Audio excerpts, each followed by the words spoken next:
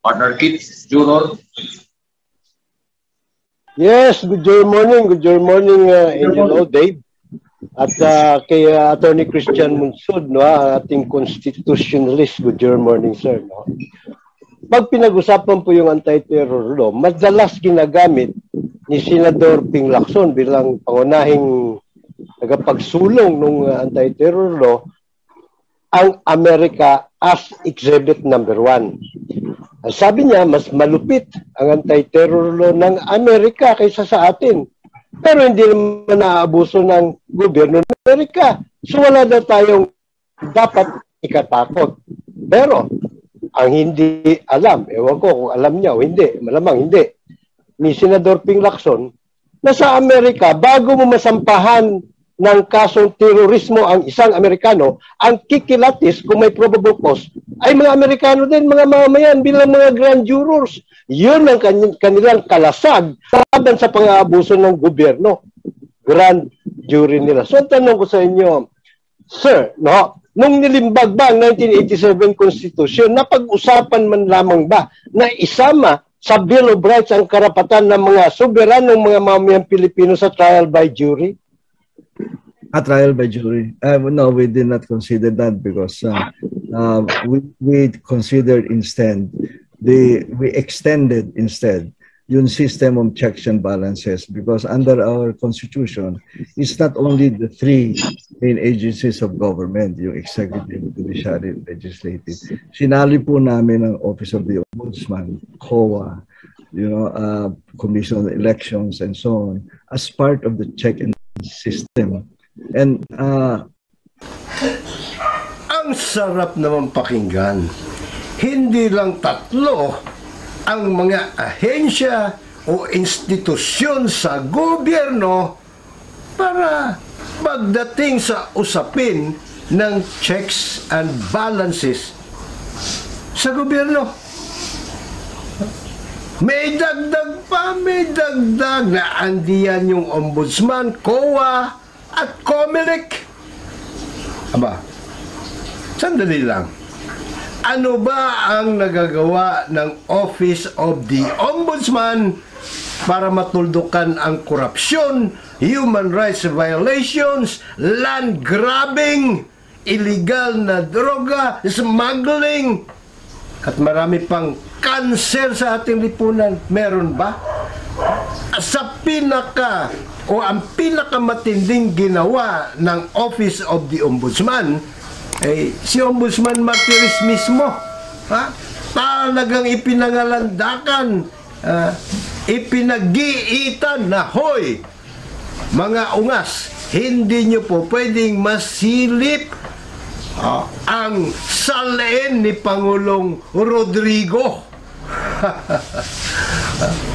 Tahasang paglabag po yun sa ating saligang batas at sa mga kaukulang batas. Pero, alam niyo naman, hukuman trial by palakasan ng meron tayo, kaya, next to impossible na mapapanagot ang isang ombudsman kahit tahasan pa niyang labagin ang saligang batas. COA. Ano ba COA? Lahat ng mga sangay, ahensya, local, LGUs ng gobyerno, departamento, may resident COA auditor. Well, ganun din ang Office of the Ombudsman. Sa lahat ng mga nabanggit, meron silang residente para antimano mapigilan yung kurakutan. Pero, ano nangyari? Hashtag sabwatan ang nangyayari. No? Kaya inutil ang ombudsman, inutil ang COA. COMELEC, inutil din. Bakit kamo? Lahat ng gusto nilang payagan na tumakbo sa national position ay yung may mga kwarta lang.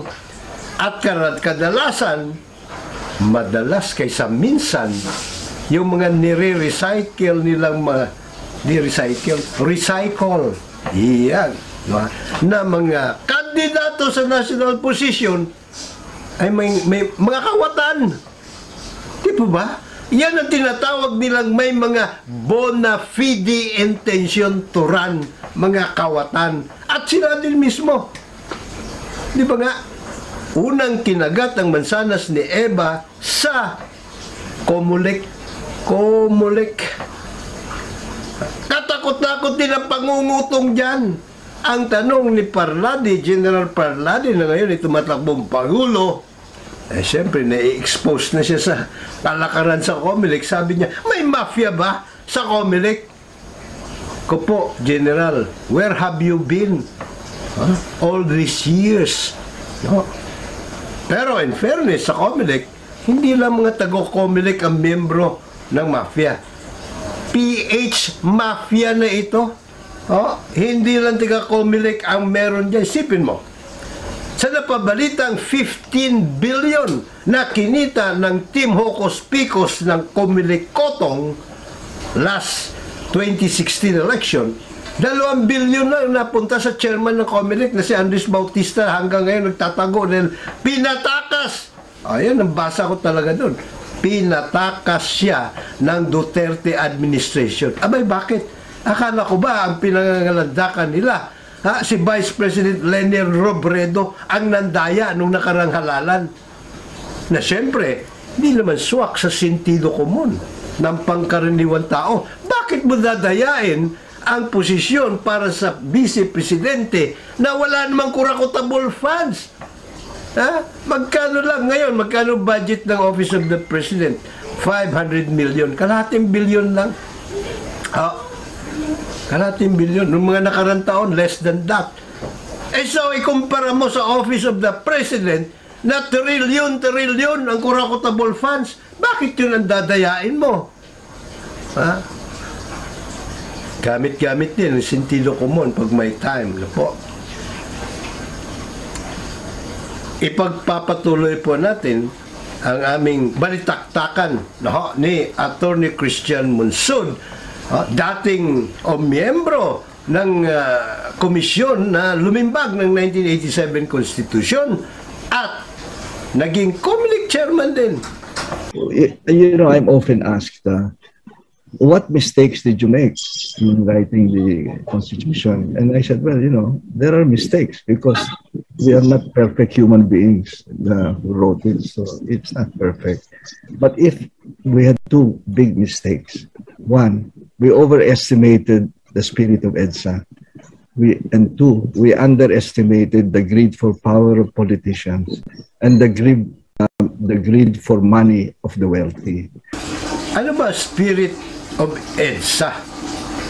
Hindi po ba people power?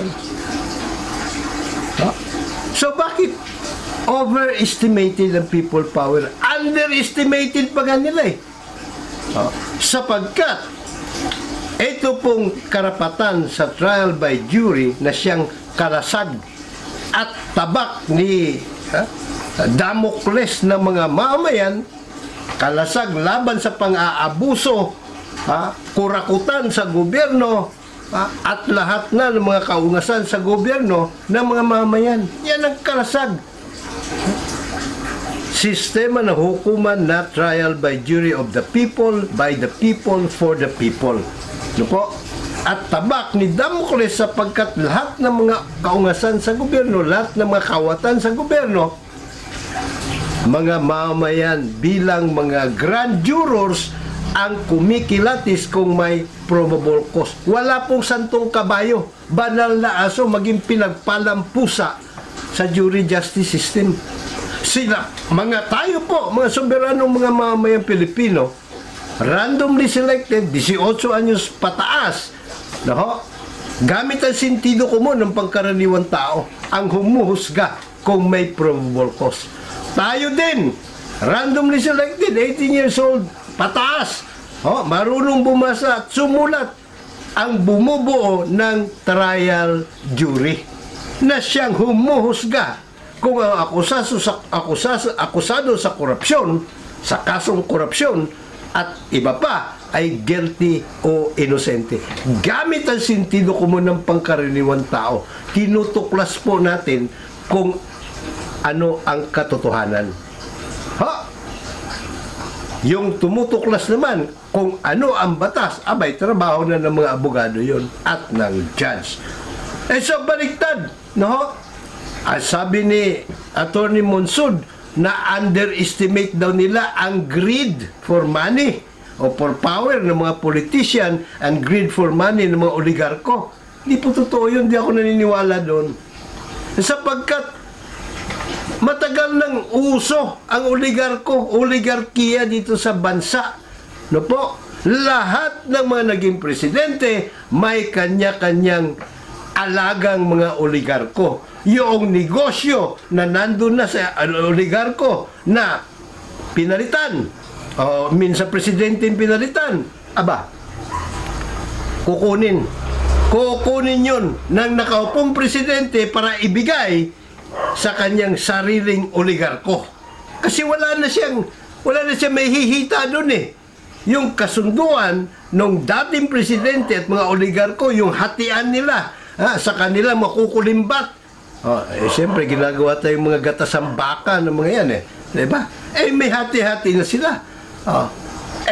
Kung ikaw bago upo presidente, siyempre, abay, baklasin mo yun.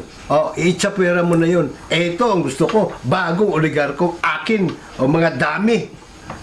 So, hindi ba alam yun? Ng mga lumimbag ng ating 1987 Constitution? Kaya sa amin po, yung the context of our checks and balances cannot be the same as the United States. No, as a matter of fact, there is no international definition acceptable to all of terrorism. There is none. You look at the literature. Kaya hindi namin consider yung parang ang tingin namin, it's not time for us to do that. No, I don't know if you agree with me that given the context of the inequalities and wealth and power, are we ready for a jury system? Maaring wala pang swakto na definisyon kung ano ang terorismo. Pero, pag ginamitan mo ng sentido común yan, malalaman mo kung ang isang tao ay gumagawa ng terorismo o kung siya ay terorista o hindi.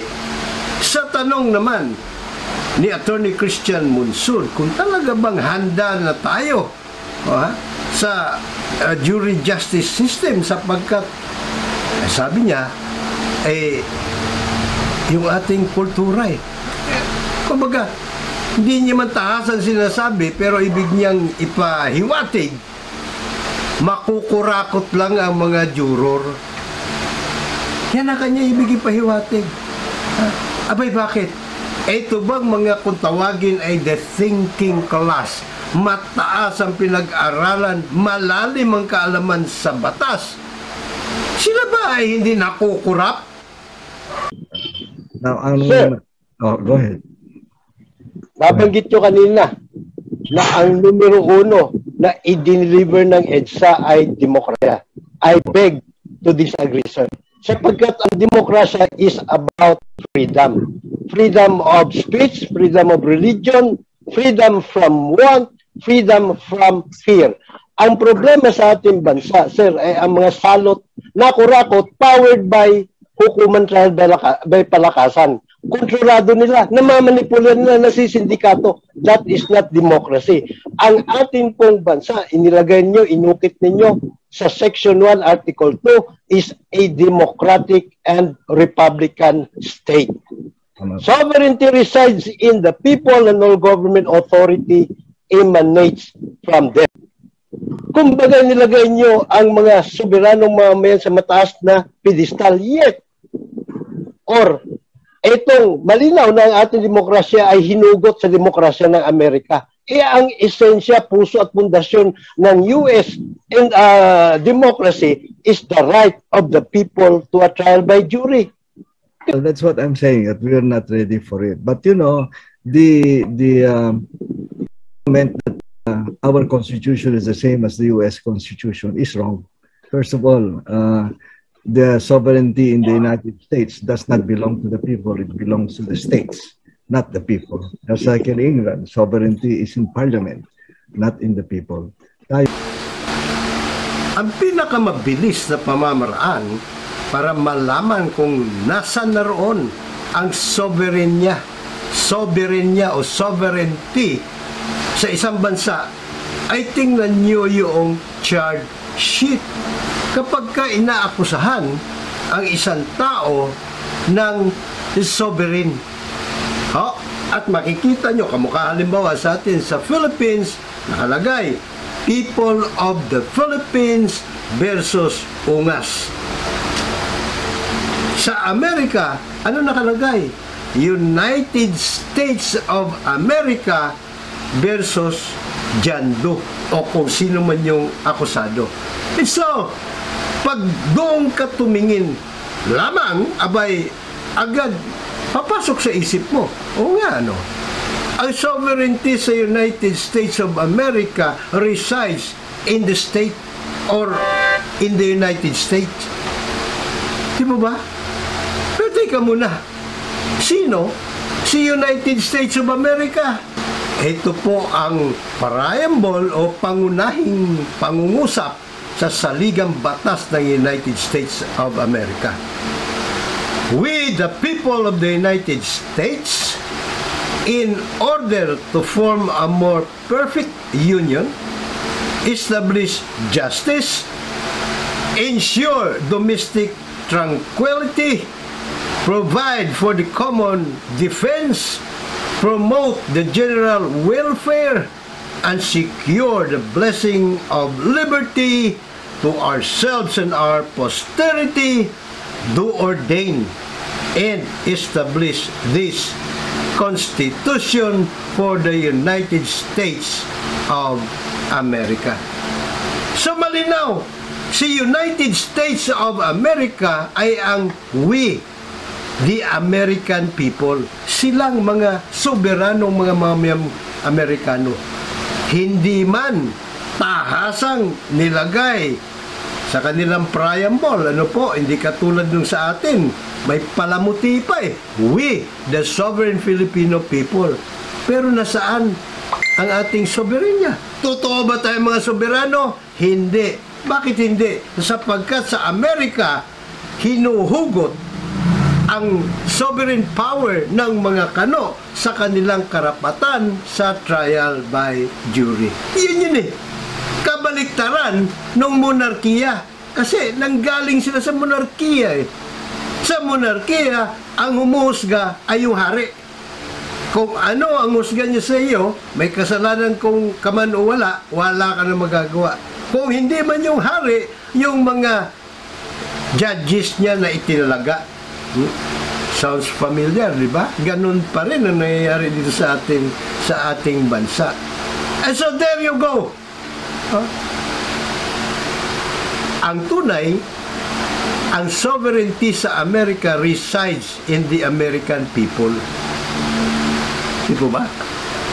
Sa United Kingdom, malalaman mo rin kung sino ang sovereign pag tiningnan nyo ang kanilang charge sheet sa mga kinakasuhan. At nakalagay, the Crown. Po, the Crown versus John Doe. O sino man yung akusado. Again, malinaw. Malinaw, no? Kung nakanino yung sovereign power. Po? May dalawang saligang batas. By the way, ang United Kingdom, isang written at isang unwritten. Although doon sa kanilang written constitution, malinaw na sovereignty resides in the parliament. Pero tayo ka muna. Ha? Suriin nating mabuti. No, ha? Kung yung parliament ba ay may amo, wala. As the monarchy is constitutional, the monarch is limited to functions such as bestowing honors and appointing the prime minister. Appointing the prime minister. Appointing the prime minister, which are performed in a non-partisan manner. The government, ito yung pinakamahalaga, no? The government of the United Kingdom is known as Her, open close parenthesis, His Majesty's government. So dito pala malinaw na kung nakanino ang sovereign power. Sinasabi ni Attorney Monsod, ang sovereignty daw wala sa mga Briton. Totoo naman yun. Pero yung sovereign power, hawak ng mga Briton. Bakit kamo? Dahil sa kanilang karapatan sa trial by jury. Way back pa in 1215, noong kanilang napilit nila yung monarch, si King George VI, napirmahan yung Magna Carta of 1215, kung saan nakalitan niya ang mga karapatan ng mga Briton. 63 rights ang naroon, no? Dati-rati wala silang mga karapatan, pati pag-aasawa. Aba, kailangan magpaalam ka pa sa hari. At para yung iyong bahay, pintuan, mamarkahan ng FUCK, fornication under consent of king. Pero nung napilit nilang pirmahan, mapapirma, hari doon sa Magna Carta, ang number 39, proviso, numero 39, malinaw nakasaad, karapatan ng mga Briton sa trial by jury of peers. And so, since then, well, a little bit more time since then, no? Kasi meron pa mga arimuhan eh. Aba, ang queen or king, subject to the law na. Kaya kung inyo napapansin, yung kapatid ni Queen Elizabeth, no? Dahil pinagbabawal sa batas na mag-asawa siya ng divorsyado. Divorsyado, opo. Pero, yung Queen, may karapatan na ibito yung batas na yun. Hindi ginawa ni Queen Elizabeth. No? Sapagkat siguro naisip niya, magiging banana republic tayo na ito. Kung may batas, tapos susuwayin ko yung batas para sa kapatid ko. So, isinakripisyo niya yung pagmamahal niya sa kanyang kapatid. Sapagkat, even the Queen is under the law. Subject to the law. Dito sa atin, nako, ang daming above the law. Ang ombudsman, tahasan nilalabang natin sa ligang batas, hindi napapanagot. Trial by palakasan ang meron sa bansa Yung mga maestrado sa Korte Suprema na kailan lang inaprobahan yung anti-terror law, bagaman hindi nila ini-strike out yung proviso na pwedeng ikulong, i-detain ang isang suspect pa lang arestuin ng walang warrant of arrest ay isang suspect sa terorismo. At i-detain ng 24 na araw kahit na wag pang sampa ng kaso. Walang warrant of arrest na unconstitutional. Mapapanagot mo ba mga maestrado pag gumawa sila ng paglabag sa saligang batas o anumang mga batas? Ipagpatuloy po natin ang aming puntahan. Teka muna. So malinaw, wala man ang sovereignty sa mga Briton, pero nasa kanila yung sovereign power bilang mga juror.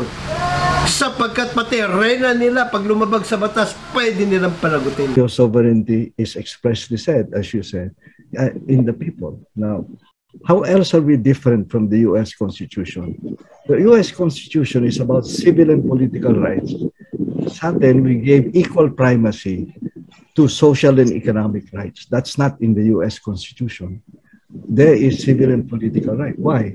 Because the United States is composed of immigrants who just wanted to get out of autocracy. Pero sa kanilang is market solutions and individualism. Tayo po hindi. We have a history of inequality, right? Of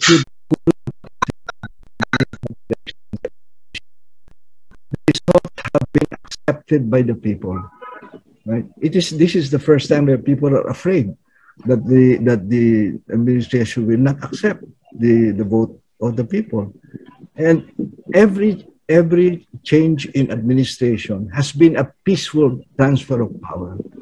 But what we lack is delivering on the promise of the social order. So sa akin, it is not in the civil and political rights. Where we are remiss is in the social and economic and political rights, which is Section 1 of Article 13 of the Constitution, to address social, economic, and political inequalities. Doon sa political inequalities is the dynasty, which Congress has not passed for over 30 years because it's dominated precisely by feudalism. Now, what's the solution to that? The solution to that is from the ground up. That's why to me, the December 2022 barangay elections may be even more important than the May elections. Poor, with the help of the church and civil society, control the barangays. And then in the next election, the municipalities. The next election, the provinces. It may take 9 to 12 years. But until we have a new generation of leaders who come from the poor, we are not going to have real change in our country today. Democracy so far has worked even when it's not in its best behavior. But we can certainly improve on that ourselves. Sir, may isang school of thought, na dahil sa mga salot na kurakot, marami ang naghihirap. Dahil sa kahirapan, marami ang nagre-rebelde.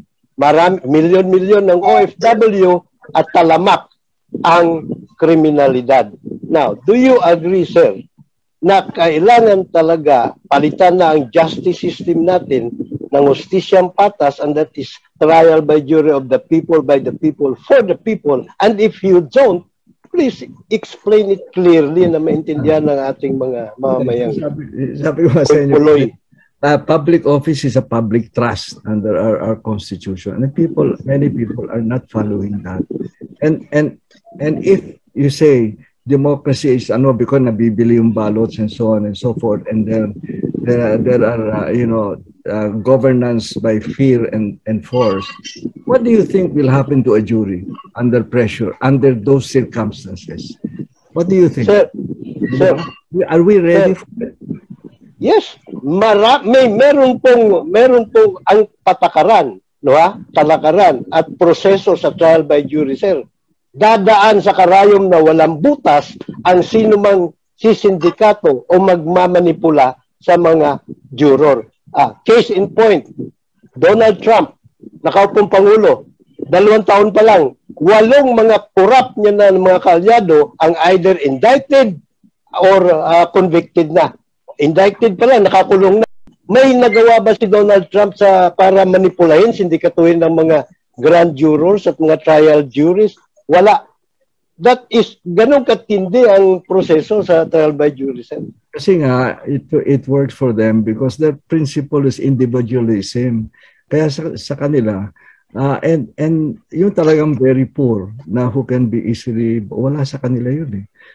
We're just afraid that we're not ready for it. If you disagree with that, well, let's look at it, right? When we have a new administration and it wants to look at the Constitution, we would be happy to hear from people who want a jury system. All right. Okay. Order Pete Juro. Okay ka na? Lastly, sa maikli na lang, Enilo, lastly na lang, last point na lang, sir, I again beg to disagree na hindi ready tayo mga Pilipino. Because as a matter of fact, bago dumating mga Kastila rito, trial by jury na ang uso sa lahat ng balangay sa buong kapuluan. And it works. Thank you. Noted, sir. There's anti-terrorism law po. Oh, yes. Opo. Kasi ito pong isa sa gusto i-declare unconstitutional ay yung up to 24 or 30 days detention without filing any case, So, ang tanong ko, Atty. Monson, ano ang constitutional basis sa argumentong iyon? Well, that is on the Bill of Rights, Section 2, that the warrant of arrest shall be issued except a judicial warrant. And ginawa dun sa law, they do not call it arrest, they call it taking into custody. And the reason they give is to give time for the government to to put together or get all the evidence. Can you imagine that you have somebody who they can take into custody without judicial warrant of arrest for 14 days, correct? And then it can be extended by 10 to 24. And then they say, well, you know, meron naman safeguard dyan. They can be visited by family. They can have a lawyer. So, and our ask question there is there a camera on him for 24 hours? For the whole 24 hours a day? Because a lot of torture can happen when the family is not visiting or the lawyer is not talking to him. And there are ways of torturing, and you know, the group of Senator Lacson was very efficient in this, that it will not show that there was torture. Can you imagine what can happen for 24 days when somebody is in the total control of the military? And sabi nila, hindi. Here, the one arresting and you know, taking into custody sends a notice to the nearest judge. But that judge never sees the detainee, never talks to the detainee, right? It's just a mere notice, parang nota, oy, eto ha, by the way, we took this person into detention. The judge never sees that detainee for 24 days. Do you know what can happen in 24 days to a person that is in the total control of the military and the police? So, ito yung malinaw na malinaw, Attorney Monson, na nakaukit sa saligang batas, diba, Section 2. Ngayon, itong ating mga maestrado, hindi sila napaparusahan eh. Sa paglabag sa saligang batas, unlike sa United States na kahit ng Chief Justice ng Supreme Court na trial by jury, pag nilabag niya ang batas, kahit nga traffic violation lang eh, na napapanagot sila. Dito sa atin, mga above the law. Ito yung mga knowledge mitanghiri. So, Attorney Christian Monson, I hope. I realize that. That's why we have to make sure that our system of checks and balances works, right? And sometimes it does not work. But we must make sure that works. And to me, that's up to us. You know, I have a little story about you know, the international tennis player, si Mama something yun, the Chinese. You know, he's known world over as a very good cellist player, and he was practicing in the orchestra. And then it was time for lunch, and each one opened his lunch box, and he opened his, and he said, "Oh no, it's ham and cheese again. I hate ham and cheese." And the other guy says, well, you know, you can change it. Why don't you ask the one preparing your sandwich to change it instead of cheese all the time? And he said, and they asked him, who prepares your sandwiches? And he said, I do. Now, what's the lesson? The lesson is we are responsible for what we are, and it is us who can change it.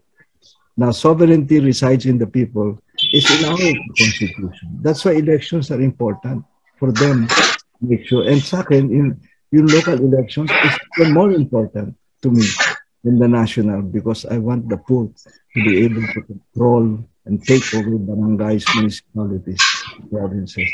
It's a long journey. It's like, you know, we have to have the endurance and commitment of a long-distance runner. But that's the only way we can change what we are. All right. Thank you. Thank you. Salamat, sir. Salamat, Angelo.